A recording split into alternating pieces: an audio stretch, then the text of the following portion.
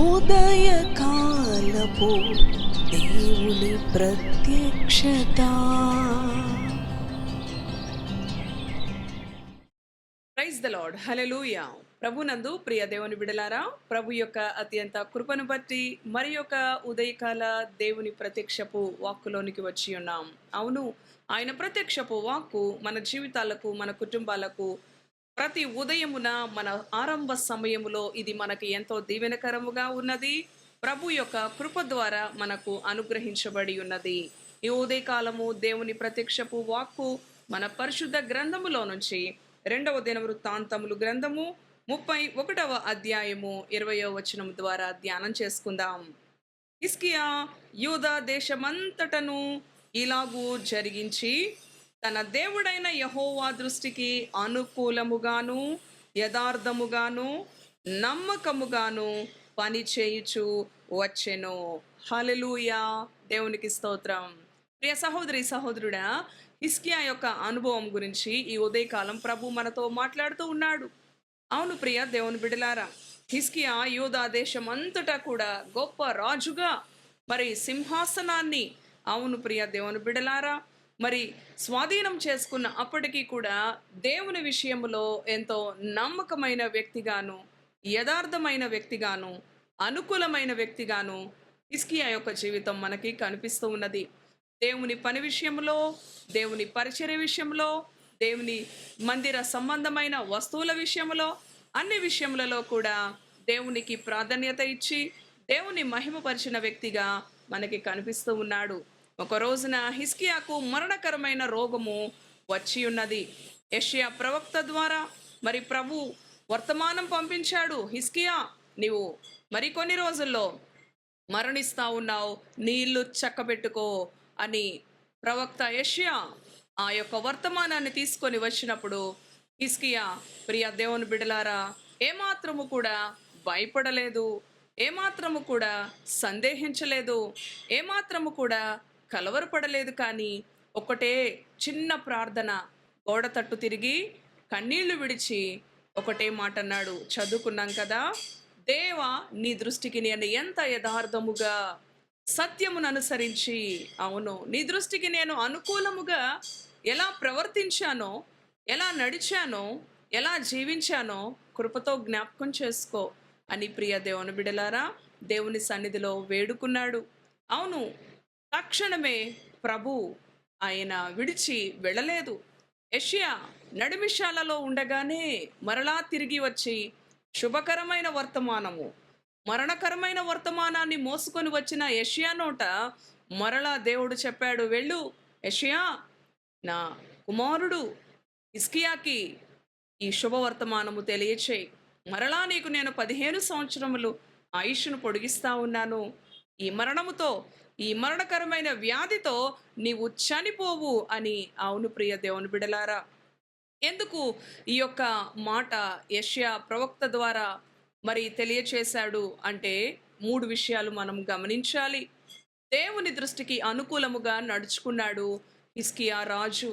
అవును ప్రియ దేవుని బిడలారా, దేవుని యందు యథార్థముగా నడుచుకున్నాడు, నమ్మకముగా సత్యమును అనుసరించి జీవించాడు. చిన్న ప్రార్థన చేసినప్పుడు దేవుడు వెంటనే జవాబిచ్చాడు.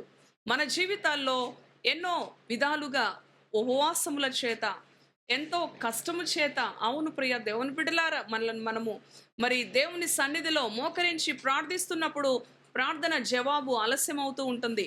ప్రార్థనకి జవాబు కొన్ని సంవత్సరాలైనా, కొన్ని నెలలు అయినా మరి ఆ జవాబుని మనము చూడలేకపోతా ఉన్నాము. దేవుని కార్యాలు మరి దేవుని యొక్క ఆశీర్వాదాలు, దేవుని కార్యాలు మన కుటుంబంలో ఎందుకు జరిగించబడటలేదు? అనేక కుటుంబాలు దీవించబడుతున్నాయి, నా కుటుంబం ఎందుకు వర్ధిల్లటలేదు, నా సమస్యలు ఎందుకు పరిష్కరించబడట్లేదు అని ఉదయకాలము నీ యొక్క హృదయంలో, నీ జీవితంలో, నీ కుటుంబంలో చింత, వేదన, వ్యాకులత ఉన్నదా? ఈ ఉదయకాలం హిజ్కియా వలె మనము కూడా మన ప్రార్థనా జీవితం, మన ఆధ్యాత్మిక జీవితం దేవుని దృష్టికి అనుకూలముగా, దేవుని దృష్టిలో యథార్థముగా, దేవుని దృష్టిలో సత్యమును అనుసరించి, అవును ప్రియ దేవుని బిడ్డలారా, నమ్మకం కలిగి జీవించినప్పుడు ఆయన వెంటనే తక్షణమే నీ ప్రార్థన విని ఆయన నీ జీవితాన్ని బాగు చేయగలడు, నీ సమస్యల నుంచి నిన్ను విడిపించగలడు. వెంటనే నడిమిషాలలో ఉన్న యెషయాను మరలా దేవుడు వెనక్కి పంపించాడు. యెషయా, నీకు మునుపు హిజ్కియా మరణిస్తున్నాడని చెప్పు అని తెలియజేసిన వర్తమానాన్ని ప్రభు మార్చివేసి మరలా నేను నీకు ఆయుష్ పొడిగిస్తున్నానని చెప్పు.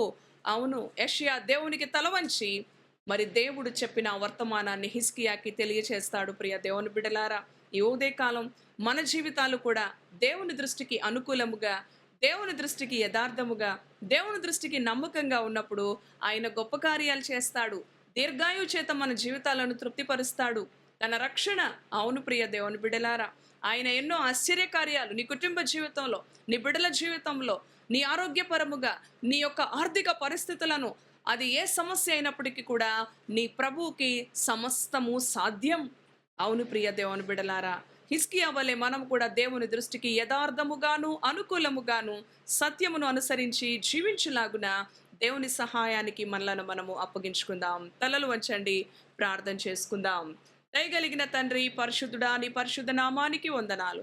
అవును ప్రభువా, ఈ ఉదయకాలము తండ్రి, నీ యొక్క కుమారుడు యూదా దేశమంతటను కూడా ఒక గొప్ప రాజుగా సింహాసనమున ఆసీనుడుగా ఉన్నప్పటికీ కూడా దేవుని దృష్టిలో యథార్థముగాను, దేవుని దృష్టిలో అనుకూలముగాను, దేవుని దృష్టిలో నమ్మకముగాను నాయన జీవించిన ఒక గొప్ప రాజు. అవును తండ్రి, నీకే మొదటి ప్రాధాన్యత ఇచ్చిన ఒక గొప్ప రాజు నీ దృష్టిలో ఏ విధంగా అనుకూలంగా ఉన్నాడో, ఈ మాటలు విన్న నీ బిడల జీవితాలు నాయనా, మా జీవితాలు నీ దృష్టికి అనుకూలముగా, నీ దృష్టికి యథార్థముగా, నీ దృష్టికి సత్యమును అనుసరించి జీవించే వారముగా మా జీవితాలను సరిచేయండి. అవును ప్రభువా, తద్వారా వెంటనే మా జీవితాల్లో నీ గొప్ప కార్యాలు, అవును ప్రభువా, మేము పొందుకుంటాం. ఆశ్చర్య కార్యాలు, హిజ్కియా మరణిస్తున్నాడు అని వర్తమానము తెలియజేసినప్పుడు గోడ తట్టు తిరిగి కన్నీళ్లు విడిచి నీ ఎదుట నేను ఎంత యథార్థంగా ఉన్నానో అని, అవును ప్రభువా, అలాంటి అనుభవం నీ ఎదుట మేము కూడా ఉండులాగున తండ్రి, ఈ యొక్క ఉదయకాలం నీ బిడ్డలు ఏ సమస్యల చేత పీడింపబడుతున్నారు, ఏ సమస్యల చేత నలిగిపోతూ ఉన్నారో నీ దృష్టికి అనుకూలముగా వారి జీవితాలను మార్చింది. తద్వారా వారి సమస్యల నుంచి విడుదల, వారి రోగాల నుంచి విడుదల తండ్రి, నీ బిడ్డల జీవితాల్లో నీ కార్యాలు జరిగించడానికి నీ దృష్టికి అనుకూలమైన జీవితాలను నీ బిడ్డలకు దయచేయండి. నీ ఎదుట యథార్థవంతులుగాను, సత్యమును అనుసరించే బిడలుగాను, ఈ లోక మాలిన్యము, ఈ లోక, అవును ప్రభువ, వ్యర్థమైనవి తండ్రి ఎక్కడ ఆ బిడ్డల జీవితాల్లో ఉండకుండా, చీకటి కార్యాలు, పాపపు కార్యాలు, సాతాను యొక్క శోధనలకు బందీ కాకుండా నీ బిడ్డలను విడిపించండి, భద్రపరచండి, సంరక్షించండి. నీ దృష్టికి అనుకూలముగా, నీ దృష్టికి యథార్థముగా, నీ దృష్టికి నమ్మకముగా జీవించి గొప్ప ఆశీర్వాదాలను, గొప్ప సంతోషాన్ని, సమాధానాన్ని, విజయవంతమైన జీవితాన్ని స్వతంత్రించుకునే కృప నీ బిడ్డలకు దయచేయమని యేసు నామములో ప్రార్థిస్తున్నాను తండ్రి. ఆమేన్, ఆమేన్. Praise the Lord. God bless you.